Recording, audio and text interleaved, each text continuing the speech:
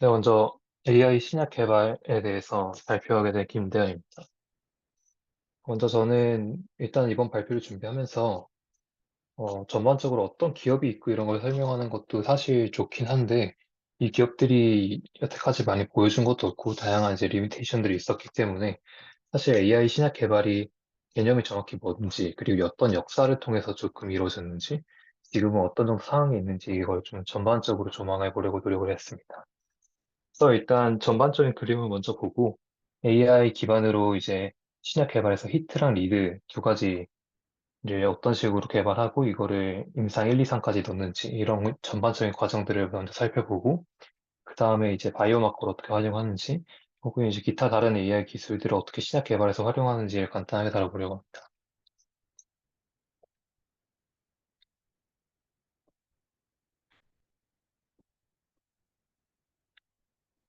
네. 먼저 첫 번째 오른쪽 사진들을 보시면 일단 신약 개발 과정에 대해서 기본적으로 이해를 어느 정도는 해야 되는데요. 제일 먼저 신약 개발 과정에서 총 1만 개 정도의 신약 이제 후보 물질을 스크리닝을 하게 됩니다. 이 경우에 이제 사전에 알려져 있는 뭐 기존에 있던 타겟이 없거나 혹은 기타 비슷한 타겟으로 이제 드로우 디스커버리가 일어나지 않은 아예 생판으로 처음으로 타겟 설정하는 경우에 이 정도로 필요하다고 볼 수 있고요. 후보 물질 발굴 단계에서 대략 이제 1만 개 정도 되는 물질을 이제 스크리닝을 해서 주로 이제 ATTS라는 방식을 사용해서 다양한 프로틴들이 실제로 어떻게 결합을 할 수 있는지를 살펴보게 됩니다. 해보고 이제 뭐 이 발굴 단계에서 보면 밑에 드러그 디스커버리엔 1년, 2년 정도, 2년에서 3년 정도 걸리고 이걸 스크리닝 하는데 다시 이제 최소 6개월이 걸리고 이제 스크리닝한 물질들의 물성을 개선하는 해서 히트를 리드로 만드는 과정에서 1에서 3년 정도의 시간이 또 걸리게 됩니다. 그 다음에 이제 약동학, 양력학이라든가 뭐 absorption, distribution 하고 턱시스리 이런 것들을 전부 다 감안을 해서 하는 게 전 임상 단계이고요. 이 전반적인 과정이 최대 7년까지도 걸릴 수 있다라고 얘기를 하고 있습니다. AI 신약 개발은 주로 이쪽을 효율화해주는 식으로 이루어지고 있고요. 현재 2021년 기준으로 AI 신약 개발 시장은 대략 4억 1,320만 달러 정도로 형성되어 있고, 캐거 46% 정도로 성장을 해서 27년에는 4조 이상의, 40억 달러 이상의 시장이 될 것으로 예상을 하고 있습니다. 그럼 현재 임상 단계에 들어와 있는 물질들은 다음과 같은 표로 볼 수 있는데요. 23년까지 해서 한 대략 100개 정도의 물질들이 올라 있는 상태고, 현재는 이거보다 조금 늘어가지고 100개에서 200개 사이 정도로 알고 있습니다. 네, 하고 뭐 다양한 기업들이 있는데요. 이건 이제 주로 이제 국내 기업들 위주로 조금 찾아봤고요. 뭐 이러한 것들이 있습니다. 사실 하나하나 보는 게 이렇게 크게 유의미하진 않습니다.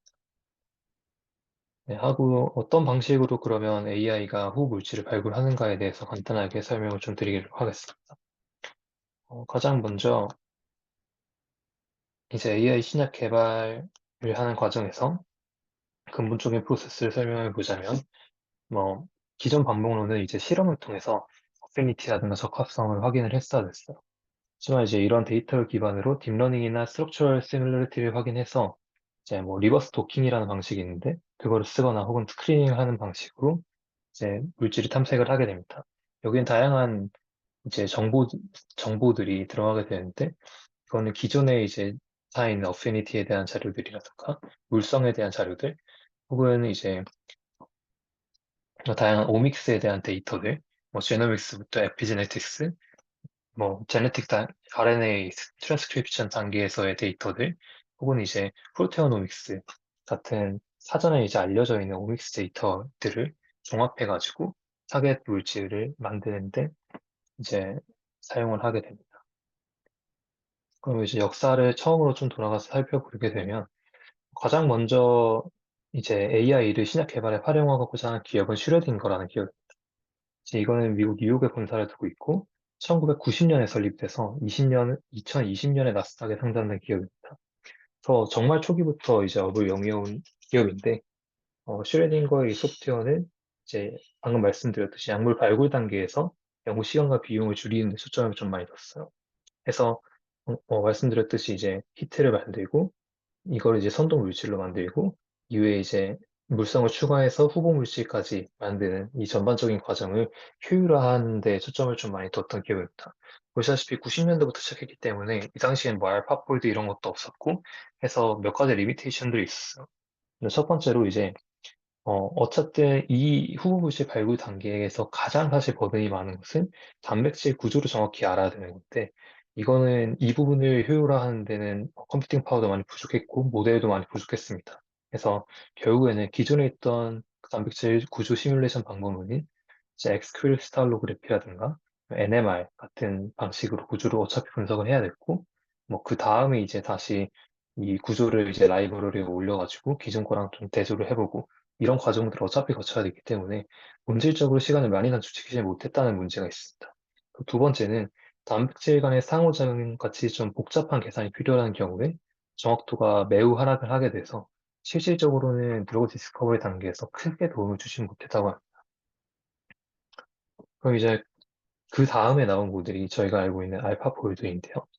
자, 알파폴드 같은 경우는 단백질 구조 예측 대회, 2018년에 있었던 CASP13 대회에서 이제 압도적인 성적을 거두면서 유명해지게 됩니다. 네, 기존에 이제 단백질 구조 예측에 대한 어떤 전문성도 없이 구글 딥마인드의 알파폴드가 갑자기 나와서 단백질 구조 예측 대회를 압도적으로 1등을 해버린 건데, 그래서 지금 보시다시피 그 이후랑 이전에 단백질 구조 예측도 자체가 좀 퀀텀 점프했다고 볼 수 있을 정도로 매우 큰 차이를 보이는 걸 알 수 있어요. 그럼 어떤 모델로 이제 드러그 디스커버리가 이제 프로틴 스트럭처를 결정할 수 있게 되냐 한번 살펴보면, 일단 CNN을 활용해서 디스턴스 맵 만들고 3차원 구조를 2차원 구조로 매핑을 한 다음에 그 다음에 이제 그레디언트 디센트를 통해서 디스턴스 맵 자체를 예측한 다음에 다시 3D 구조로 변화시키는 구조입니다. 사실 저도 정확히 다 이해한 건 아닌데 계략적으로 이러한 구조가 되어 있고, 좀 밑에 있는 디스턴스 맵을 보면 어, 이제 실측값과 예측값 비교해서 3D 구조를 다시 매핑하는 이 과정을 좀 나타내는 걸 볼 수 있습니다. 그래서 이제 2018년에 이런 식으로 자존심을 기존의 연구진들이 많이 구기게 되니까 그 당시에 프로틴 스트럭처를 이쪽에 최대 권위자였던 제 노벨상 수상을 했던 워싱턴대 데이비드 베커 교수가 알파폴드를 분석을 해서 자신의 이제 모델을 만들게 됩니다. 이거는 보시다시피 중간에 기존에 썼던 데이터들이 들어가게 돼요. 그래서 어, 이제 일단 2D 레슨에서의 활용했고, 기존의 프로틴 스트럭처를 결정하던 방법론들인 이제 아미노산 장기들 사이의 거리, 그리고 잘 알려져 있는 결합 각도 같은 것들을 충분히 고려를 해서 프로틴 스트럭처들 어느 정도를 네, 기존의 지식대로 활용을 하면서 레슨에 같이 사용하는 방식으로 어, 만들었고, 실제로 이제 알파폴드보다 더 나은 결과를 보이는 걸 볼 수 있었어요.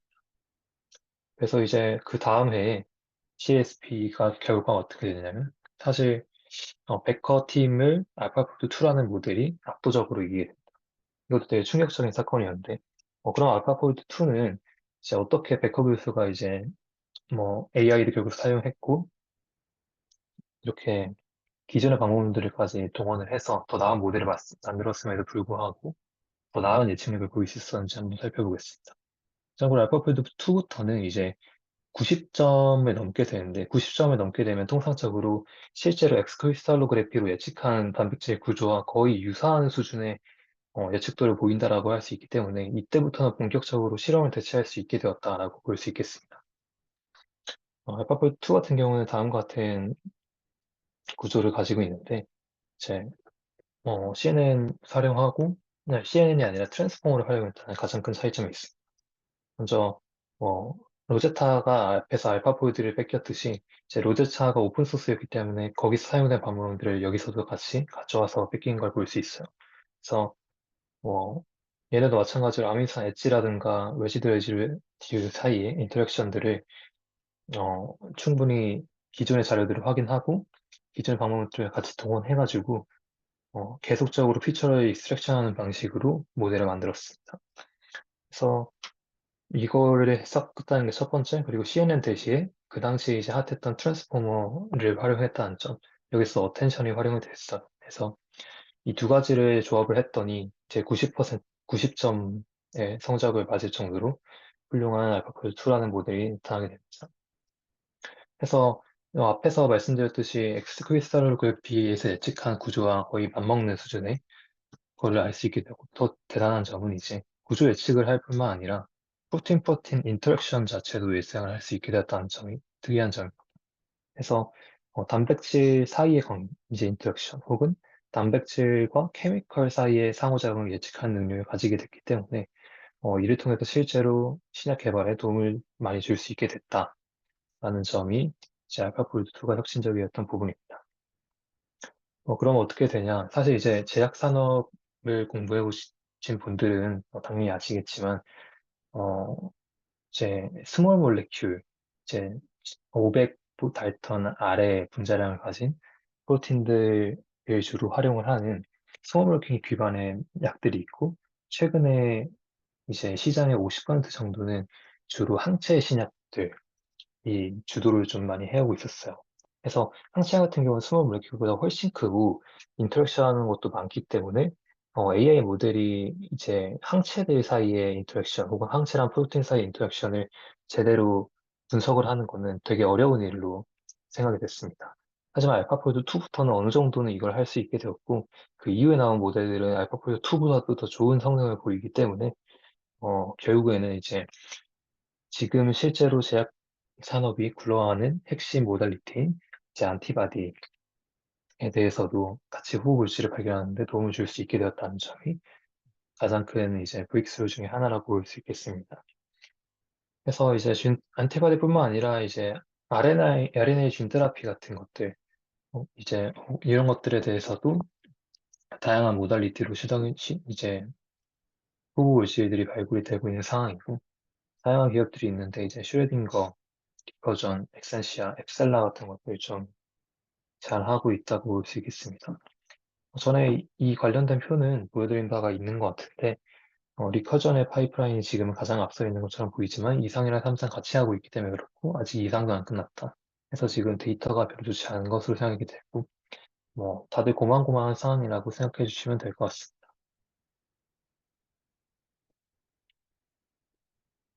네. 이게 저번에 보여드렸던 그 표인데요. 여태까지 이제 쭉 보시면 아시겠지만, 사실 AI 신약 개발이라는 게 여태까지는 주로 드럭 디스커버리 단계에만 효율성을 해줬고, 사실 임상 시험에 들어간 순간부터는 별로 도움이 안 되는 게 사실이에요.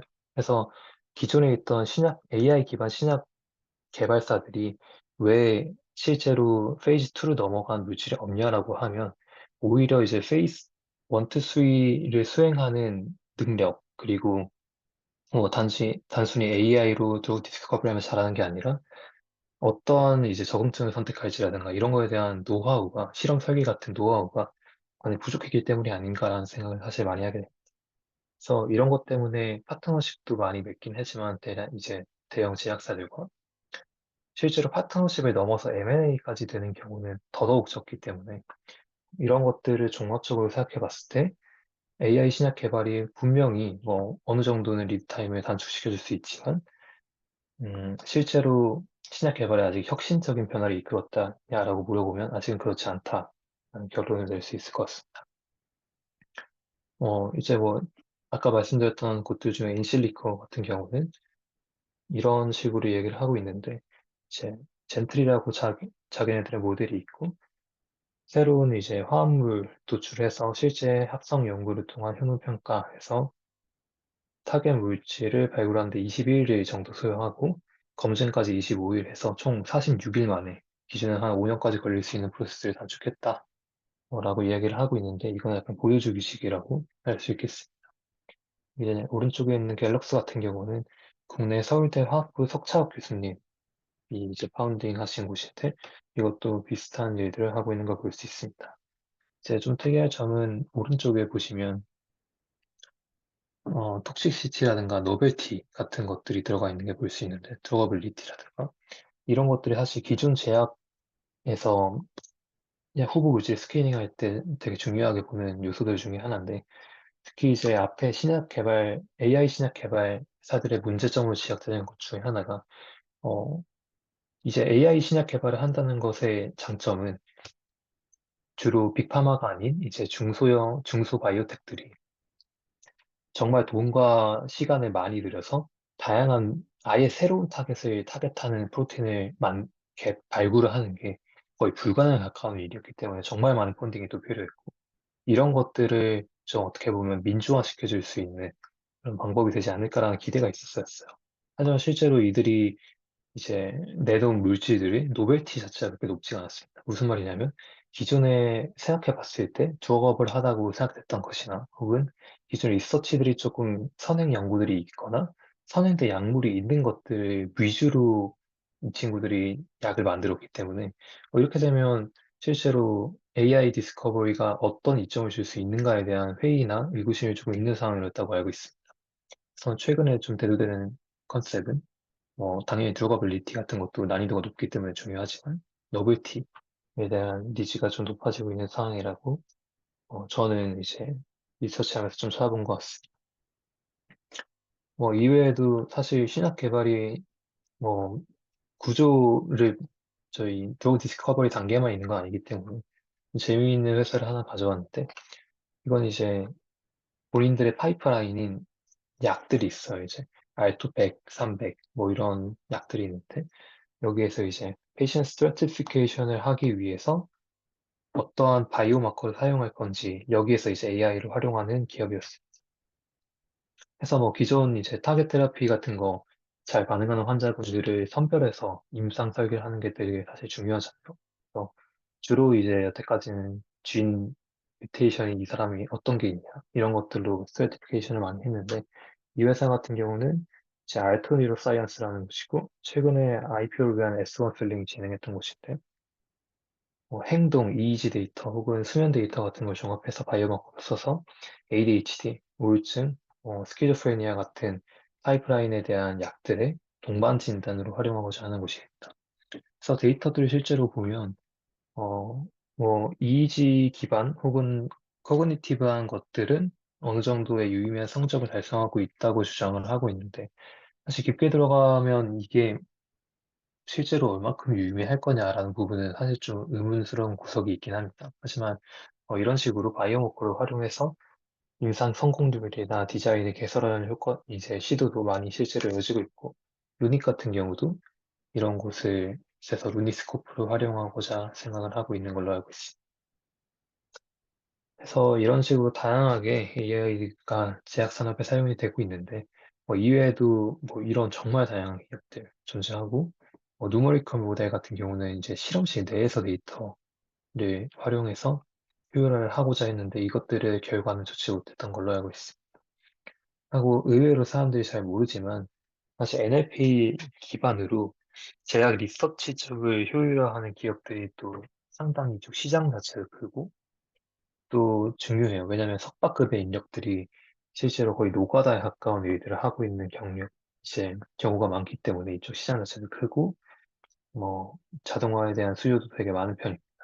그래서 이런 곳들에서 다양하게 제약 산업에서 AI가 많이 쓰여지고 있기 때문에 한번 주목해 보면 좋을 곳이라고 저는 생각합니다.